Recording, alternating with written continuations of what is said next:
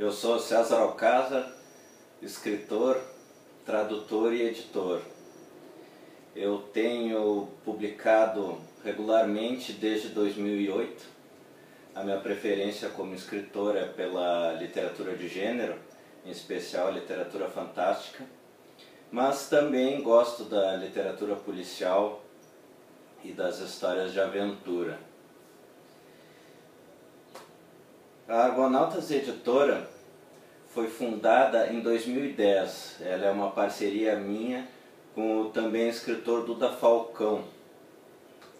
E ela vai completar 5 anos agora em novembro. Nesse meio tempo nós lançamos 15 títulos já. A Argonautas se dedica com exclusividade à literatura fantástica. Nós publicamos fantasia, terror e ficção científica. Essa é a nossa linha. Nós nunca tivemos interesse em explorar outros gêneros, porque a gente queria que ela tivesse essa faceta exclusiva, né? Que é algo pouco raro, é algo pouco comum no mercado brasileiro, uma editora com essa identidade. Bom, entre todos os autores que a gente publicou, eu não tenho preferidos, claro, eu gosto de todos que publicaram com a gente só foram publicados por eles terem essa aprovação, tanto minha quanto do Duda. Mas, claro, alguns livros me marcaram mais. Eu trouxe alguns deles para mostrar aqui. Nossa primeira publicação, o Sagas Volume 1, Espada e Magia, que deu início a uma série de títulos que já está no 5º volume e que resgatou aquela tradição pulp das noveletas de aventura e fantasia que eram muito populares nos anos 20 e 30 e que, com o passar do tempo e com as próprias mudanças do mercado editorial, elas foram ficando para trás, dando lugar a essa preferência pelos romances, e romances cada vez mais longos que a gente vê hoje. Nesse primeiro volume, além de contar com a minha própria presença e do Duda, nós tivemos a Georgette Cillian e o Robert Pinheiro, 2 autores de São Paulo, excelentes autores da fantasia nacional. Ainda nessa linha, a gente fez uma parceria com uma editora de Curitiba chamada Arte e Letra para publicar o Crônicas de Espada e Magia, que é uma das publicações mais importantes de fantasia da história do mercado editorial brasileiro.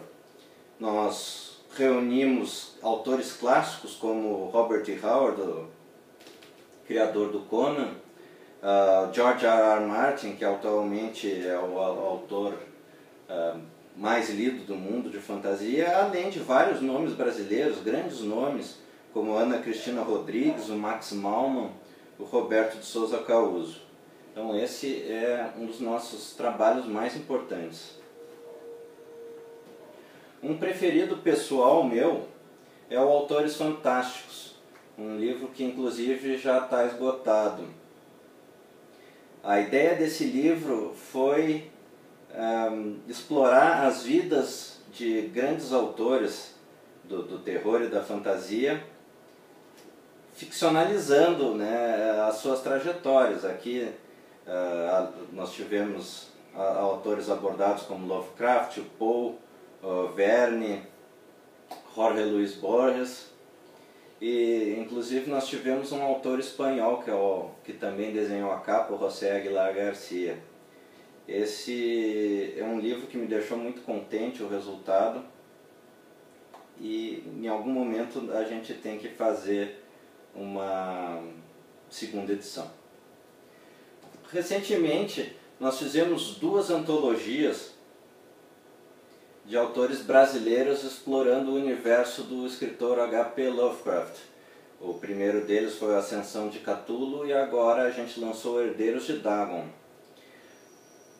O trabalho do Lovecraft já está em domínio público há alguns anos, mas desde o seu nascimento nos anos 30, ele foi abordado por diversos outros autores, como Clark Ashton Smith, Fritz Leiber, Robert Bloch, do que se convencionou de chamar de o círculo Lovecraftiano.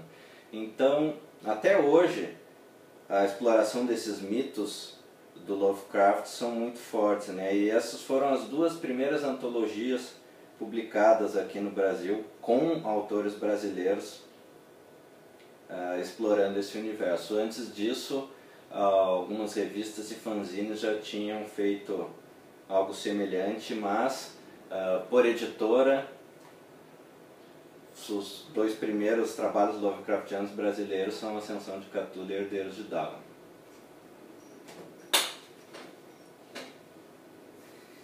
Bem, o mercado brasileiro está vivendo um momento difícil. Esse ano as vendas caíram bastante, as vendas do governo para o governo também tiveram uma diminuição, e os e-books aparentemente ainda não pegaram por aqui. Basta ver as listas de mais vendidos da Amazon, tem casos de 3, 4 exemplares vendidos dos e-books e o título entrou para o primeiro lugar dos mais vendidos na sua categoria. Ainda não há aqui a explosão que houve nos Estados Unidos, por exemplo, algum tempo atrás.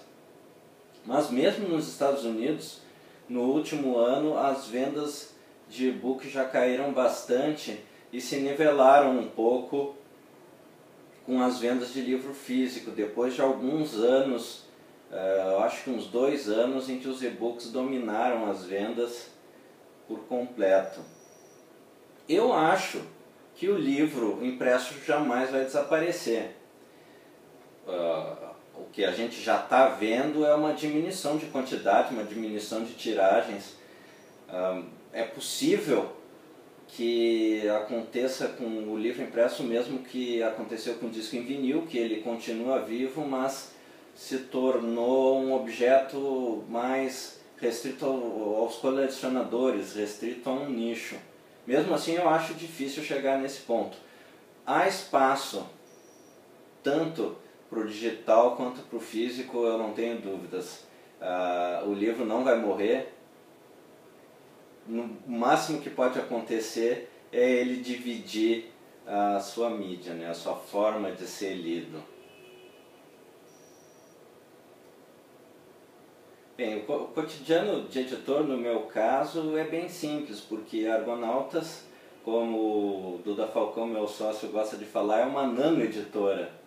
Nós somos uma editora realmente muito pequena e, por ser uma editora de 2 pessoas, nós, por exemplo, não temos condições de abrir, né, a nossa editora a submissões de autores, né? Os autores são sempre convidados, porque, como a gente sabe, as editoras recebem diariamente dezenas, às vezes até centenas de originais por semana, e nós não temos condições físicas de dar conta de um material desses, né? Assim mesmo, o material com o qual a gente já trabalha é difícil conciliar nossos outros compromissos profissionais com os compromissos da Argonautas. Imagina se a gente tivesse essa abertura, né? Mesmo a editora não estando aberta, nós ainda recebemos originais que são deletados, né,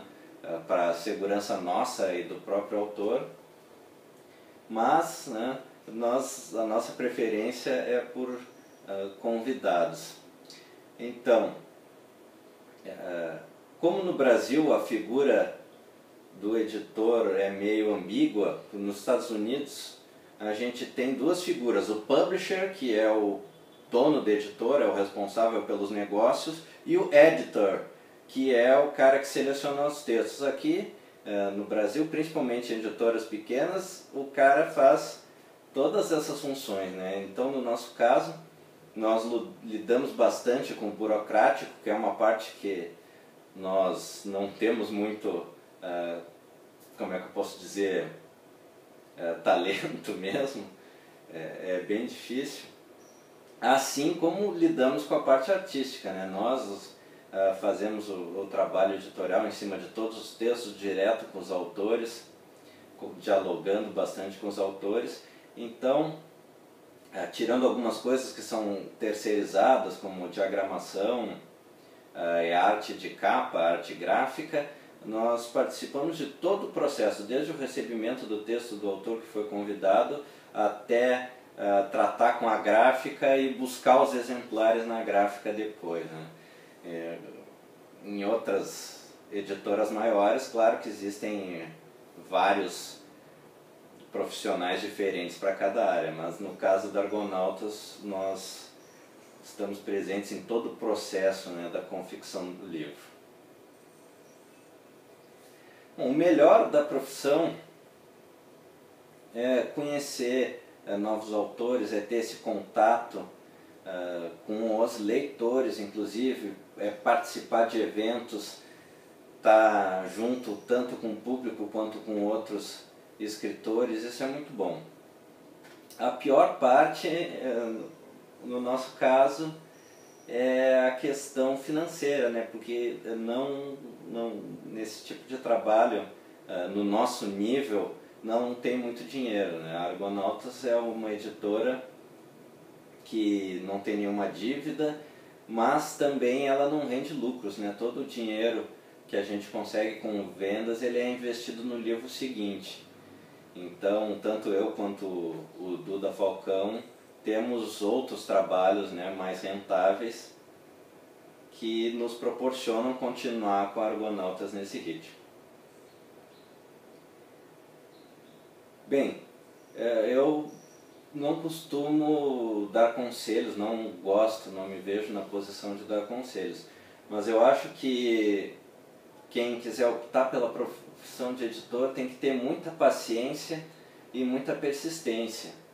É um mercado difícil, como mesmo as maiores editoras vão dizer, mas tem seus atrativos. Mas até chegar num patamar mais seguro, posso dizer, é uma luta bastante difícil, cheia de percalços.